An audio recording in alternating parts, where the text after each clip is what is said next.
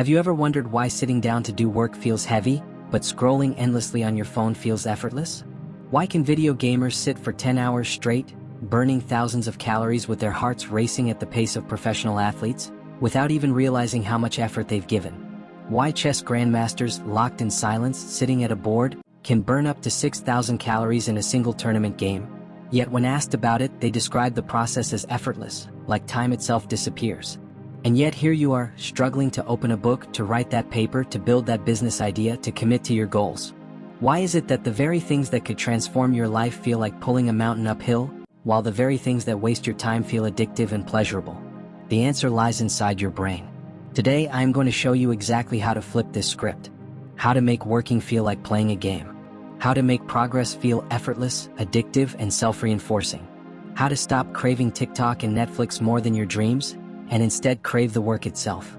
Because once you learn this, motivation will no longer be a problem for you. You'll no longer beg for discipline. You'll no longer pray for focus. You will create the conditions where work itself becomes the addiction. Let me take you deep into this. Picture this. You are a rat in a maze. At the top of the maze is a mountain. At the peak of that mountain is your ultimate goal: success, freedom, mastery, wealth, health, whatever it is you desire. The path seems straightforward. You just need to walk upward. But then, at every step, there are plates of cheese scattered along the way. And here's the twist: the cheese is delicious. The cheese is an instant pleasure. The cheese is TikTok. The cheese is YouTube Shorts. The cheese is porn. The cheese is comfort food. The cheese is gossip. The cheese is laziness. And every time the rat takes a bite of cheese, two things happen. First, he feels good for a moment. But second, he loses energy, slows down, forgets his goal, and risks never reaching the top. Doesn't that feel familiar? Isn't that exactly your life? You set a goal, but then you're bombarded with constant distractions. Every notification, every ding, every pop-up, every easy comfort is another plate of cheese. And even though you tell yourself you'll stay focused, every little bite weakens your momentum. Now imagine another version of that rat. This time the path has no cheese, nothing to distract him. No instant pleasure waiting at every turn. Suddenly the climb becomes clearer. Suddenly, reaching the mountain is no longer a dream but an inevitability. That rat will get there. And so will you, if you learn to eliminate the cheese from your path. Because here is the truth: distractions are not small. Distractions are not harmless. Distractions are killers of destiny. Scientists ran a study. 2 people were placed in separate rooms with the same task to complete. Person 1 was given silence, full focus, and no interruptions. Person 2 was also given the same task, but every so often the researchers interrupted them, forcing them to switch between task A and task B. The result? The second person, the one who switched tasks, worked 4 times slower than the focused person. 4 times. Imagine that.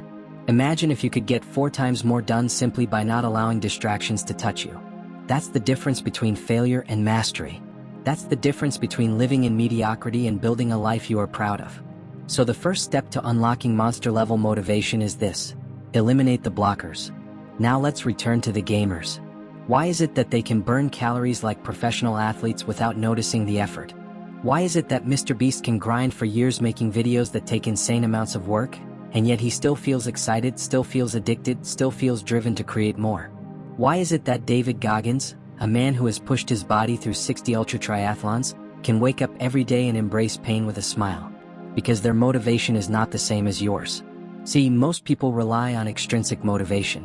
Extrinsic motivation is when you do something for the outcome. You want the reward, the result, the praise, the money, the recognition. You're chasing the finish line. But what happens when the finish line disappears? What happens when progress is slow? What happens when no one claps? You quit. You lose interest. You stop. Because your motivation was tied to something outside yourself. But winners, the true winners, they don't rely on extrinsic motivation. They rely on intrinsic motivation. This is the motivation of the process. It's the difference between listening to a song because you love the melody versus listening just to say you finished it. The process itself becomes the reward. The key then is to change your goals. Stop saying, "I want to achieve this outcome." Start saying, "I want to become the type of person who achieves this outcome." Because when your goal is to become that person, every struggle becomes part of the identity you are building. When it gets hard, that's proof you're becoming stronger. When you fail, that's proof you're still in the arena. When progress slows, you don't quit because the point was never to finish fast. The point was to build yourself. That's how you get addicted to the process. Let's get scientific for a moment. Why do we crave TikTok, video games, and scrolling more than work? The answer is dopamine. Dopamine is the brain's pleasure chemical. When you open TikTok and see a funny video, dopamine hits. Your brain registers that as pleasure. The next time you're bored, your brain whispers, "Open TikTok again." You obey. You feel pleasure again. Over time, this creates a cycle. You're no longer in control. The app controls you. But here's the twist most people don't understand. Dopamine is not evil. Dopamine is not bad. Dopamine is neutral. It is simply your brain's motivator. The problem isn't dopamine itself. The problem is what you're feeding it. You've trained your brain to associate dopamine with easy pleasure instead of hard work. So how do we flip it? How do we rewire your brain so that work itself feels like TikTok? First, you must starve the brain. When you deprive yourself of constant stimulation, the bar for what feels stimulating drops. If you sit in a room with no phone, no music, no distractions, eventually even boring tasks begin to feel stimulating. Working becomes the dopamine hit compared to staring at a blank wall.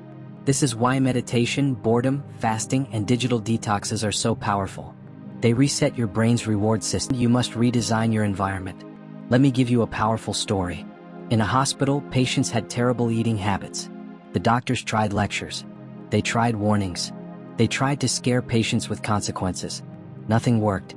Then one doctor made a simple change. She placed water bottles in more visible, convenient spots around the cafeteria. She placed them at eye level in baskets throughout the room, right next to the registers. She didn't ban soda. She didn't give lectures. She simply changed the environment. The results? Soda sales dropped by 11%. Water sales rose by 25%. Behavior shifted without motivation, without lectures, without effort. That is the power of the environment. If you want to read more, put books on your desk instead of your phone. If you want to work, clear your desk so nothing else competes for your attention. If you want to exercise, put your shoes by your bed. If you want to stop scrolling, delete the apps from your phone. It's simple. Change what you see, change what you do. Because almost 80% of your sensory receptors are in your vision. What you see drives what you do. Now let's look at the world's toughest athletes. David Goggins, for example, is a man who has pushed his body and mind beyond what most of us think is humanly possible. He's run hundreds of miles, endured broken bones, completed brutal challenges, and yet he says something fascinating. He doesn't care about the reward. He loves the pursuit itself. He finds dopamine not in finishing, but in struggling. Scientists have discovered a part of the brain called the anterior mid-cingulate cortex, the brain's willpower center. When you push through pain, when you force yourself to do hard things you don't enjoy, this part of your brain grows stronger. It rewires. The more you push, the easier it becomes to push in the future. Hard work becomes less painful because your brain adapts. This is the secret of discipline. It's not that elites are born with it. They built it. Every day they pushed through pain, they built their anterior mid-cingulate cortex like a muscle. And over time, doing hard work became natural. So here's the truth. Hard work will never feel fun. It will never be easy. It will never be glamorous. But if you can fall in love with the pursuit, if you can wire your brain to crave the climb instead of the summit, then you will never stop. Then you will never stop. That is the difference between those who dream and those who achieve. And this is where I challenge you. How many hours have you wasted this week scrolling, binge-watching, and distracting yourself? Be honest. And how many hours have you truly invested in your future? Into building the life you claim to want? If you don't like the answer, then you already know what to do. Eliminate the cheese. Starve your brain. Redesign your environment. Build the identity of the person you want to be. And if you refuse to do it, if you click away and return to scrolling, then admit it openly. Write in the comments below, "I choose distraction over discipline." Let the world see your choice. Don't hide behind excuses. Either you commit to the climb or you confess you prefer the cheese. But if you're serious, if you're tired of wasting years of your life, then make a decision right now. Like this video, subscribe to this channel, and commit to this journey with me. Not tomorrow. Not next week. Right now.